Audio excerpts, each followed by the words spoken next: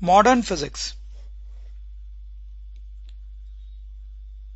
Newton, Maxwell, Faraday, Galileo और भी ऐसे बहुत सारे साइंटिस्ट हैं।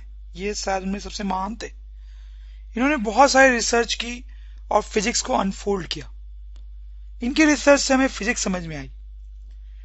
1819 के एंड तक दुनिया भर के साइंटिस्ट लोगों को ऐसा लगने लगा जैसे कि उन्होंने सारी दुनिया को जीत लिया है और जो भी फिजिक्स हो सकती थी वो सब उन्होंने खोज लिए, ऐसा उनको लगने लगा, ऐसा घमंड उन्हें होने लगा।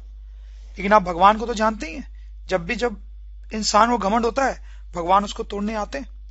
तो वैसा ही कुछ हुआ 1890 के राउंड। और उसके बाद दुनिया भर में साइंटिस्ट लोगों ने जब कुछ और नए नए एक्सपेरिमेंट्स किए तो उनका जो रिजल्ट था वो थियरी से मैच करता हुआ नहीं आया। थियरी से कुछ और रिजल्ट आना चाहिए था और एक्सपेरिमेंटली कुछ और रिजल्ट आ रहा था। तो अब साइंटिस्ट लोग बिल्कुल कंफ्यूज हो गए। अब उनको समझ में आया कि नहीं, अभी भी बहुत सारी फिजिक्स है जिसको पता करना अभी भी बाकी है। इसके बाद फिर जो रिसर्च होने लगी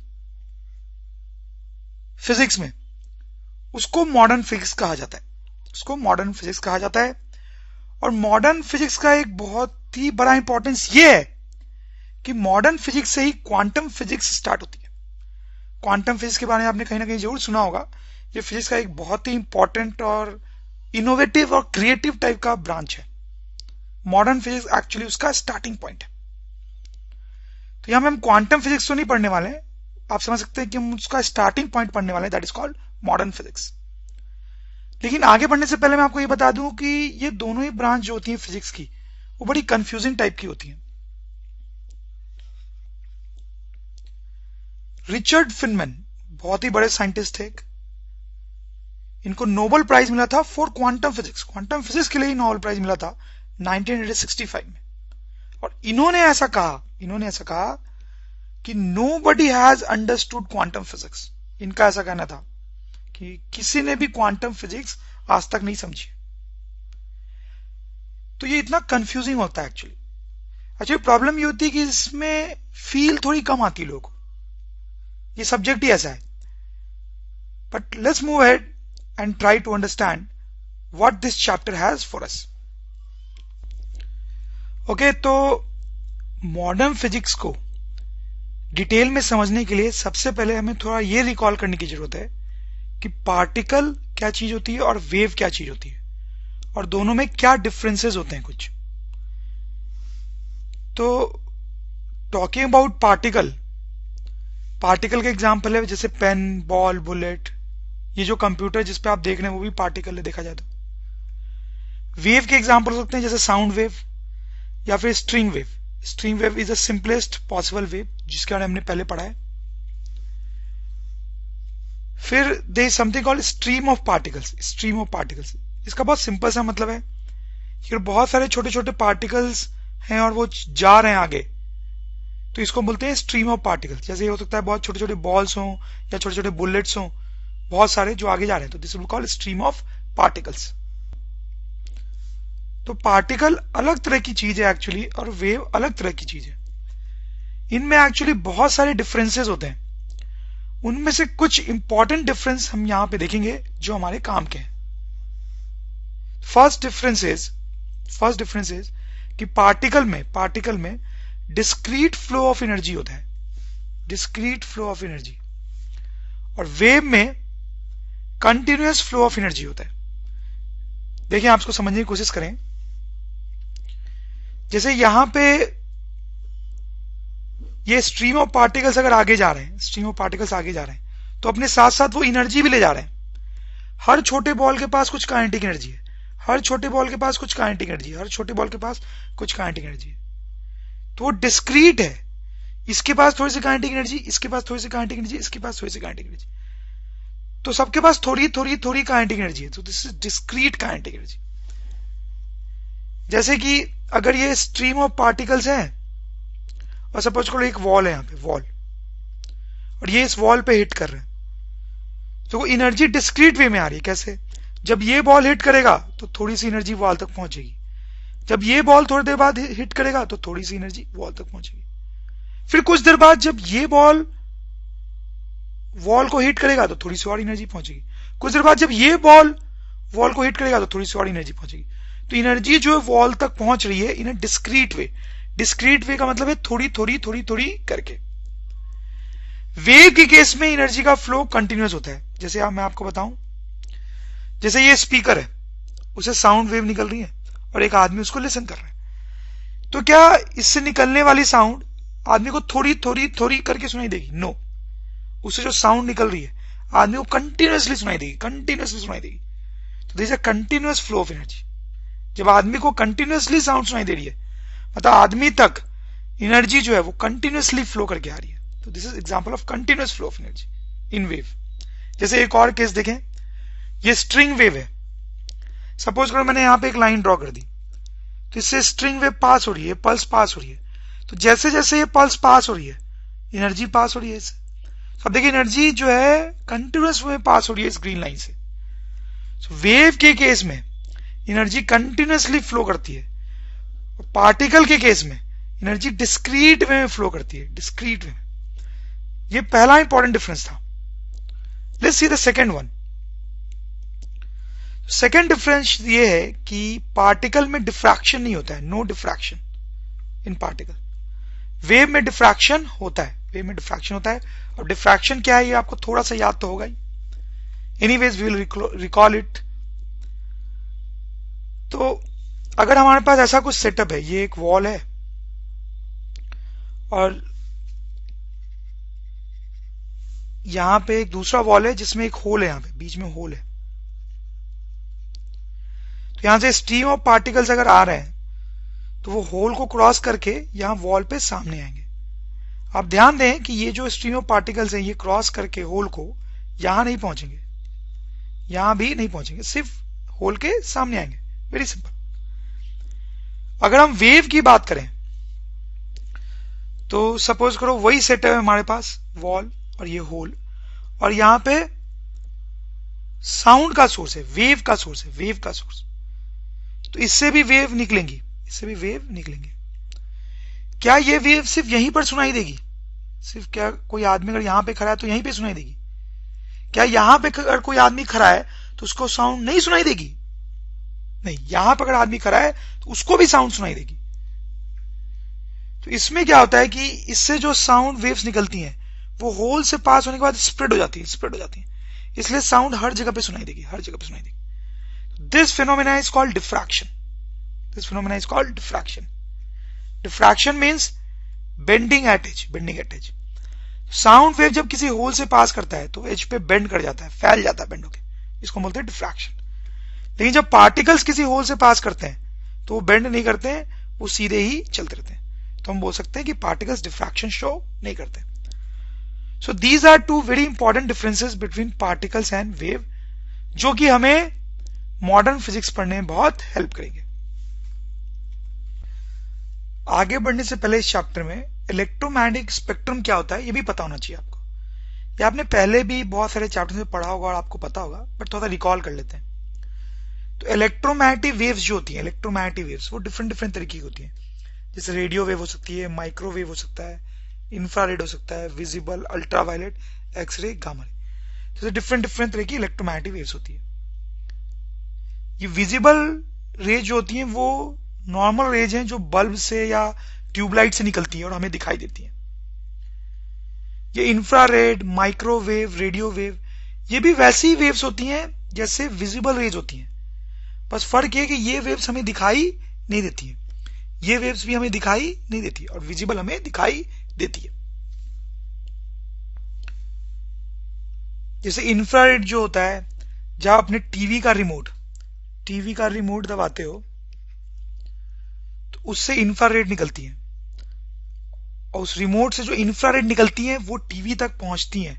तब टीवी को पता चलता है कि अच्छा आपने चैनल चेंज करने के लिए बटन दबाया है। जैसे माइक्रोवेव जो है वो माइक्रोवेव ओवन में होता है, इसके हेल्प से खाना पकता है। रेडियो वेव तो आप नाम से समझ रहे होंगे कि रेडियो से रिलेटेड है, ये रेडियो से निकलता है रेडियो वेव। जैसे एक्सरे के बारे में तो आपको पता ही होगा कि वो मेडिकल पर्पज के लिए यूज होता है। तो ऐसे ऐसे सारे वेव्स की अपनी अपनी कहानी है, जो कि हम किसी चैप्टर में बहुत डिटेल में भी देखेंगे। टेक्निकली इन सब में अंतर क्या होता है? इन सारे वेव्स में अंतर ये होता है कि उनका वेवलेंथ अलग अलग होता है। दे हैव डिफरेंट वेवलेंथ, सबका अलग अलग वेवलेंथ होता है। जैसे रेडियो का वेवलेंथ जो है वो मैक्सिमम होता है, मैक्सिमम, इसका मैक्सिमम वेवलेंथ होता है। जैसे जैसे हम इधर जा रहे हैं वेवलेंथ कम हो रही है, मतलब गामा की जो वेवलेंथ है वो मिनिमम होती है, मिनिमम। तो इधर जाने पे वेवलेंथ जो है वो डिक्रीज हो रही है। ये डायग्राम भी आपको हेल्प करेगा समझने में। अब देखें यहां पे वेवलेंथ ज्यादा दिख रही है, जैसे हम इधर जा रहे हैं वेवलेंथ कम होती जा रही है, यहां पे वेवलेंथ मिनिमम है, गामा की वेवलेंथ मिनिमम होती है। क्वांटाइज्ड वर्ड का मीनिंग आपको पता होगा, नहीं तो आप देख लें यहां पे। जैसे मान लें ये एक रैंप है, रैंप पे एक आदमी खड़ा है, और यहां पे एक स्टेयर है, स्टेयर पे एक आदमी खड़ा है। तो ये जो सिचुएशन है वो कंटिन्यूअस है, कंटिन्यूअस हाइट, मतलब इसमें जो आदमी है वो किसी भी हाइट पे खड़ा हो सकता है, किसी भी हाइट पे, तो इसलिए मैं इसको बोल रहा हूं कंटिन्यूअस।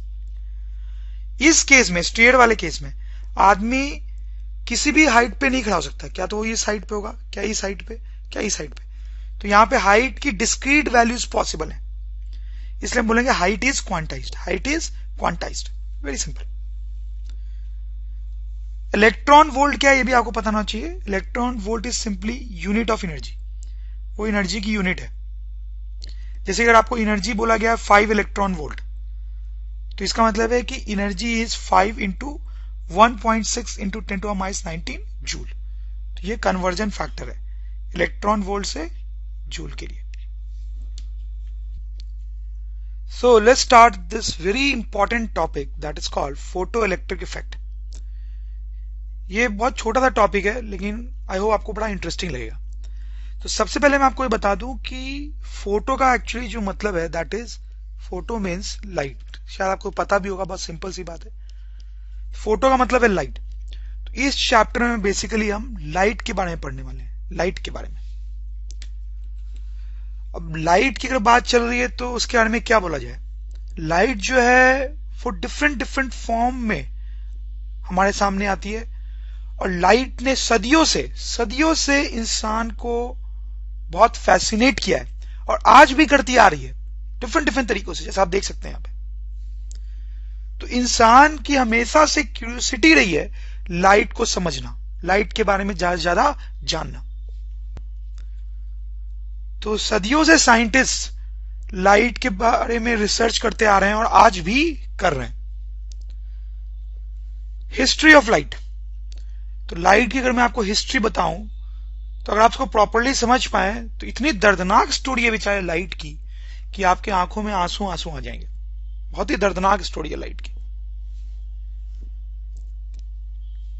लाइट की सबसे पहली मीनिंगफुल थ्योरी जो आई उसका नाम था कॉर्पसल्स थ्योरी। इसके पहले भी कुछ थ्योरीज आई, बट वो इतनी मीनिंगलेस और स्टूपिड लगेंगी आपको कि वो डिस्कस करना ही यूजलेस है। तो this is the first meaningful theory of light, corpuscles theory. और ये थ्योरी दी थी किसने? One and only greatest of all, Newton. तो ये थ्योरी न्यूटन ने दी थी। अब न्यूटन की ये जो थ्योरी थी that was based on diffraction, diffraction के कॉन्सेप्ट पे उसने ये थ्योरी दी थी।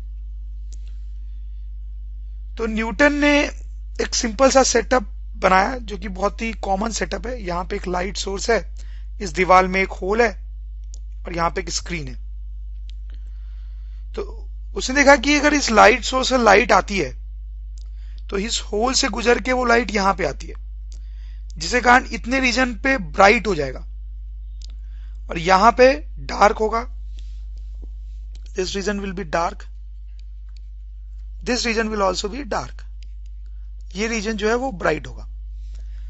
ये तो हमारा कॉमन एक्सपीरियंस है, तो होता ही है कि अगर लाइट सोर्स से लाइट निकले और किसी होल से पास करे तो होल के सामने का जो रीजन है वो ही ब्राइट होता है, सिर्फ उसके ऊपर और नीचे का रीजन डार्क ही रहता है। तो न्यूटन ने ये ऑब्जर्व किया। तो न्यूटन ने ये ऑब्जर्व करके बोला कि देखो यार, लाइट के साथ डिफ्रैक्शन नहीं हो रहा है, नो डिफ्रैक्शन। लाइट जो है होल से निकलने के बाद स्प्रेड नहीं हो रही है, सीधी जा रही है, थोड़े से रीजन पे ब्राइट पार्ट बना रही है, तो नो डिफ्रैक्शन। तो और अगर डिफ्रैक्शन नहीं हो रहा है तो इसका क्या मतलब है? Light is a particle. मैंने आपको बताया है पहले कि पार्टिकल्स जो होते हैं वो डिफ्रैक्शन शो नहीं करते हैं, और वेव जो होते हैं वो डिफ्रैक्शन शो करते हैं। तो एक्चुअली प्रॉब्लम यही थी, साइंटिस्ट लोग ये सोच रहे थे कि जो लाइट है वो पार्टिकल है या वेव है। तो न्यूटन ने बोला देखो डिफ्रैक्शन नहीं हो रहा है, इसका मतलब light must be a particle. कुछ लोग को बड़ा अजीब सा लगता है सोचना कि यार लाइट पार्टिकल, मतलब लाइट पार्टिकल कैसे हो सकता है? लेकिन आप परेशान मत हो, मैं आपको समझा दूंगा। लाइट के पार्टिकल होने का मतलब समझे कि सपोज करो एक सोर्स है लाइट का, तो इससे अगर लाइट निकल रही है हर डायरेक्शन में, तो इसका मतलब ये कि इसके साथ साथ छोटे छोटे पार्टिकल्स निकल रहे हैं। बेसिकली लाइट निकल रही है मतलब छोटे छोटे पार्टिकल्स निकल रहे हैं और वो आगे की तरफ जा रहे हैं, वो आगे की तरफ जा रहे हैं। That is the meaning of light being particles. लेकिन लोग को यही प्रॉब्लम होती है सोचने में कि यार ये कैसे हो सकता है, मतलब फील नहीं आती है लोगों को कि लाइट अगर आ रही है किसी कैंडल से तो उसमें पार्टिकल्स हैं। तो आप एयर के बारे में सोचें, एयर के बारे में। एयर जो है वो तो हमारे आसपास हर जगह है, तो एयर भी जो है वो तो पार्टिकल से ही बना हुआ है, ये तो आप एग्री करेंगे। एयर जो है वो पार्टिकल से बना हुआ है, ऑक्सीजन, नाइट्रोजन, ये सबके छोटे छोटे पार्टिकल्स हैं। लेकिन क्या आपने ये एयर के पार्टिकल्स कभी देखे हैं? क्या आपने उनको टच किया है, पकड़ के देखा है कि यार ये एयर का पार्टिकल एक छोटा सा? नहीं, हमारे आसपास मिलियंस ऑफ एयर्स के पार्टिकल्स हैं, मिलियंस, लेकिन हमने उनको कभी नहीं देखा है। लेकिन फिर भी हम बिलीव करते हैं ना कि बहुत सारे पार्टिकल्स होंगे। क्यों? क्योंकि साइंटिस्ट लोगों ने बहुत कॉम्प्लिकेटेड रिसर्च की है, बहुत सारे एक्सपेरिमेंट्स किए, जिनसे उन्होंने ये प्रूव किया है कि यार एयर में बहुत सारे पार्टिकल्स होते हैं। उसी तरीके से ये थॉट भी है कि यार यहां पे एक सोर्स ऑफ लाइट है, उससे लाइट आ रही है तो उसमें बहुत सारे पार्टिकल्स हैं। ऐसे पार्टिकल्स हैं जिनको हम देख नहीं सकते, बिल्कुल वैसे ही जैसे एयर के पार्टिकल्स। सो एनीवेज, न्यूटन ने बोला कि लाइट पार्टिकल है और उसके पास एक वैलिड एक्सप्लेनेशन भी था, तो हम न्यूटन की बात को तो कौन टाल सकता था। तो लोगों ने मान लिया कि लाइट इज एक्चुअली पार्टिकल, उसमें बहुत सारे छोटे छोटे पार्टिकल्स होते हैं। ये पहला स्टेज था लाइट के जीवन का, लाइट की हिस्ट्री का। फिर क्या हुआ, एक नई थ्योरी आई, सेकंड थ्योरी। काफी सारे साइंटिस्ट इसमें इन्वॉल्व थे, बट जो सबसे मेन साइंटिस्ट था वो मेरे हिसाब से यंग था। उसने ये प्रूव कर दिया कि न्यूटन गलत था। उसने ये प्रूव कर दिया कि लाइट इज एक्चुअली वेव, मतलब लाइट वेव है, उसमें कोई पार्टिकल जैसी चीज नहीं है। तो इसने किस लॉजिक से ये बात बोली? तो उसने बोला कि लाइट का जो डिफ्रैक्शन है वो होता है, लाइट का डिफ्रैक्शन होता है। उसने बोला लाइट जब होल से पास करती है तो फैलती है, लेकिन वो बहुत थोड़ी सी फैलती है, बहुत थोड़ी सी फैलती है। और मतलब कोई भी वेव अगर होल से पास करता है तो वो फैलता है, जिसको हम डिफ्रैक्शन बोलते हैं। तो उसने बोला लाइट भी फैल रहा है, लेकिन वो बहुत कम फैलता है, और वो इतना कम फैलता है कि न्यूटन को पता नहीं चला। थोड़ा फनी सा लगेगा आपको, बट ऐसा ही था। तो उसने बोला कितना कम फैल रहा है लाइट कि न्यूटन को पता नहीं चला। तो क्योंकि लाइट फैल रहा है इसलिए डिफ्रैक्शन हो रहा है, और डिफ्रैक्शन हो रहा है मतलब लाइट इज अ वेव। तो न्यूटन कोई बेवकूफ नहीं था कि उसको पता नहीं चला लाइट थोड़ा सा स्प्रेड कर रही है। ये बात एक्चुअली लाइट बहुत थोड़ा सा स्प्रेड करती है, बहुत ही थोड़ा सा, इतना थोड़ा सा स्प्रेड करती है कि उसको देखने के लिए माइक्रोस्कोप की जरूरत पड़ती है, माइक्रोस्कोप।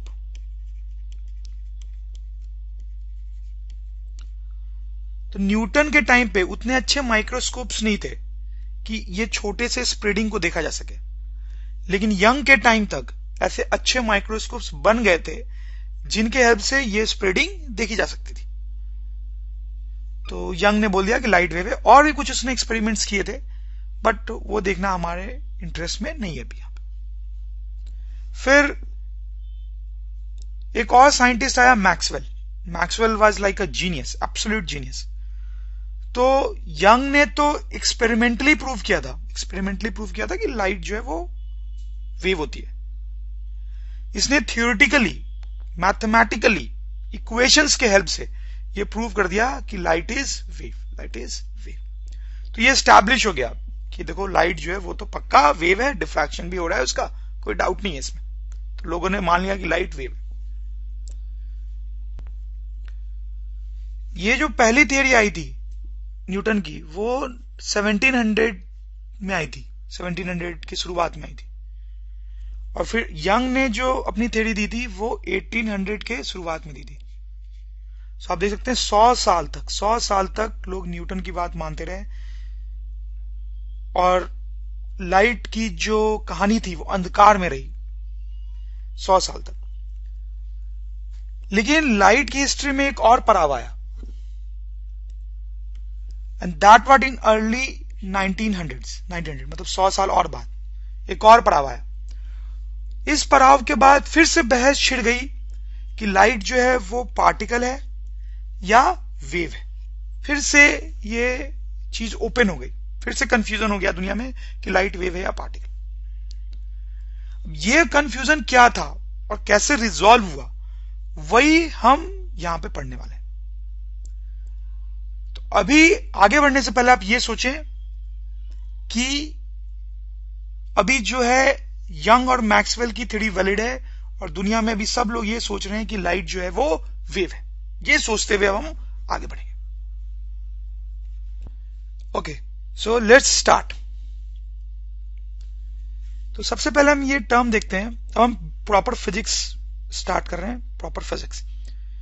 अभी तक हम हिस्ट्री वगैरह देख रहे थे, आपको मैं बैकग्राउंड बता रहा था इस चैप्टर का डिफरेंट डिफरेंट स्टेजेस पे।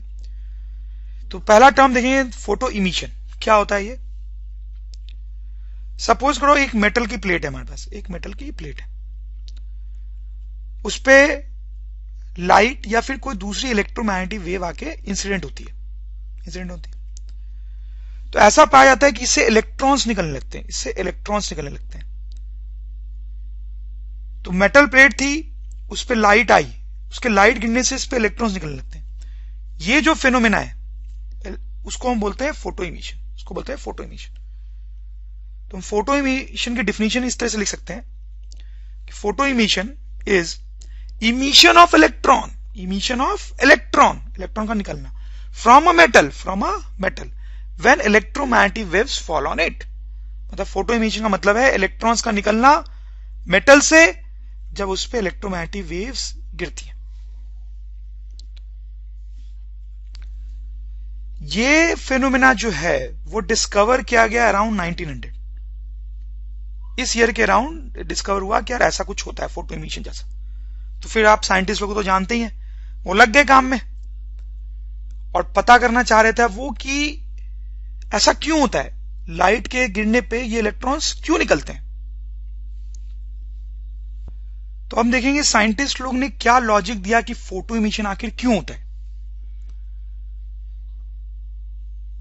तो उन्होंने सोचा कि यार देखो, कोई भी अगर हम मेटल लें तो उसमें फ्री इलेक्ट्रॉन्स होते हैं। फ्री इलेक्ट्रॉन्स होने का मतलब है कि वो इलेक्ट्रॉन्स अंदर रैंडम मोशन कर रहे होते हैं।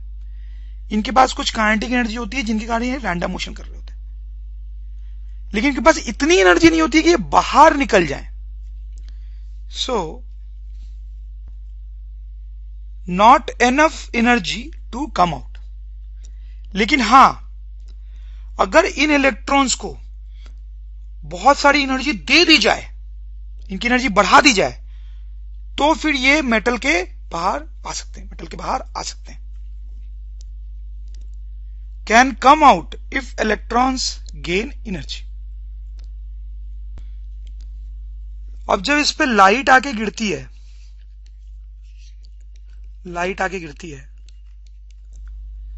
तो लाइट अपने साथ एनर्जी भी लाती है,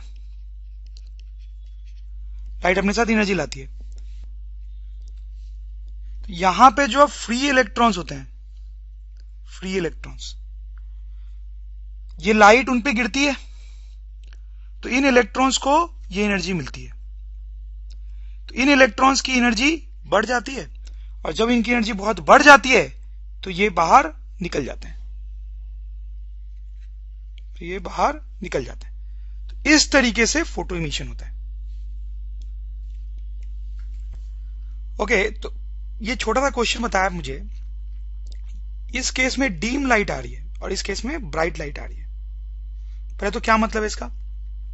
डीम लाइट का मतलब कि बहुत कम इंटेंसिटी है लाइट की, इंटेंसिटी लो, और ब्राइट लाइट का मतलब है कि इंटेंसिटी क्या है, हाई। तो दोनों से इलेक्ट्रॉन्स निकलेंगे, तो आपको ही बताना है कि किससे इलेक्ट्रॉन्स पहले निकलेंगे, किससे इलेक्ट्रॉन्स पहले निकलेंगे। सोचो जरा आप, आसान है। सपोज करो इससे इलेक्ट्रॉन्स निकलते हैं T1 टाइम पे और इससे इलेक्ट्रॉन्स निकलते हैं T2 टाइम पे। तो T1 T2 को कंपेयर करना है ना, तो आप देखें इसमें जो फ्री इलेक्ट्रॉन्स होंगे और इसमें भी फ्री इलेक्ट्रॉन्स होंगे, तो जब इनकी एनर्जी बढ़ जाएगी बहुत तब ये बाहर निकलेंगे। तो इसमें डीम लाइट आ रही है, डीम लाइट, तो धीरे धीरे एनर्जी आ रही है, धीरे धीरे एनर्जी आ रही है, तो इलेक्ट्रॉन्स की एनर्जी भी धीरे धीरे बढ़ेगी, तो इसमें इलेक्ट्रॉन्स को निकलने में टाइम लगेगा बहुत। इसमें ब्राइट लाइट आ रही है तो बहुत जल्दी जल्दी एनर्जी आ रही है, तो इलेक्ट्रॉन्स की एनर्जी भी बहुत जल्दी जल्दी बढ़ेगी, जल्दी जल्दी बढ़ेगी तो इलेक्ट्रॉन्स जल्दी निकल जाएंगे। इसका मतलब T2 will be less than T1, T2 कम होगा, इससे जल्दी इलेक्ट्रॉन्स निकलेंगे। तो आप समझ रहे होंगे, शायद आपने भी यही सोचा होगा। But here comes the problem. Scientist लोग ने भी यही एनालिसिस किया थियोरेटिकली और उनको भी लगा कि यार T2 और T1 में ये रिलेशन होना चाहिए। बट जब एक्सपेरिमेंट किया गया तो पाया गया कि T1 और T2 दोनों थे बराबर, दोनों बराबर थे, यानी जितनी देर में इससे इलेक्ट्रॉन निकला उतनी देर बाद इससे भी इलेक्ट्रॉन निकला, और इनफैक्ट दोनों की वैल्यू बहुत ही कम थी, ऑलमोस्ट जीरो टाइप्स थी। तो दिस वाज अ प्रॉब्लम। इसका मतलब है कि जो थियरी हम सोच रहे हैं इलेक्ट्रॉन्स के निकलने की, वो कहीं ना कहीं गड़बड़ है, क्योंकि उस थियरी से T1 T2 में ये रिलेशन आ रहा है, बट एक्सपेरिमेंटली तो T1 T2 बराबर है, और एक्सपेरिमेंटली जो चीज है वो तो सही होनी है। तो लोगों को समझ में आ गया कि पूरे एनालिसिस में कुछ ना कुछ गड़बड़ है।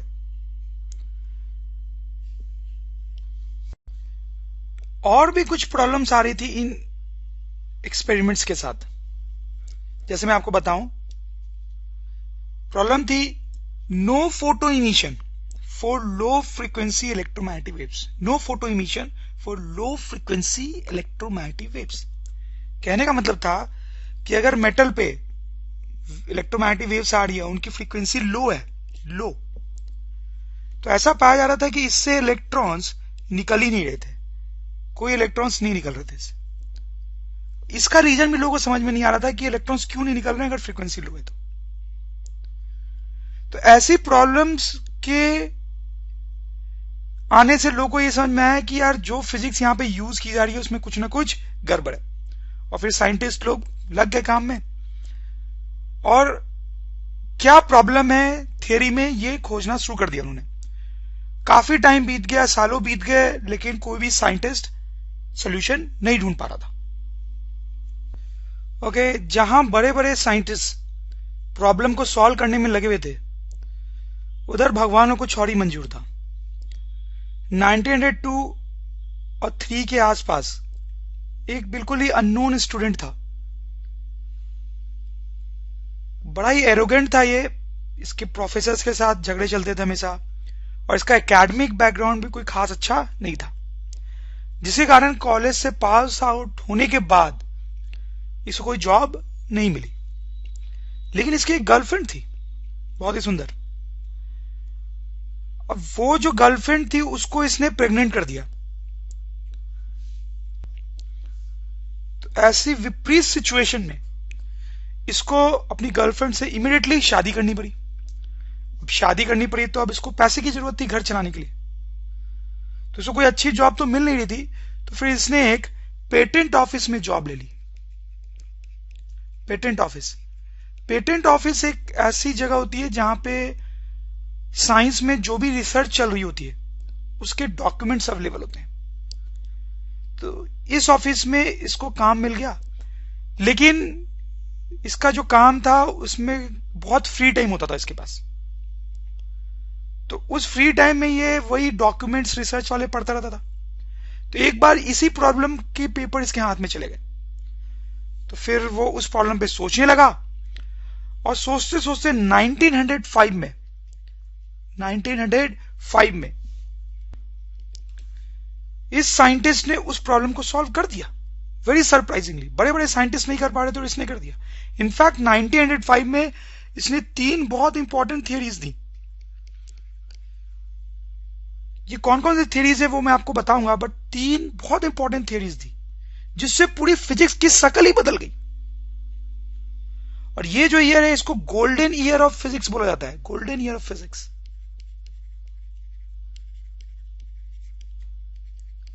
सिर्फ इस आदमी के कारण।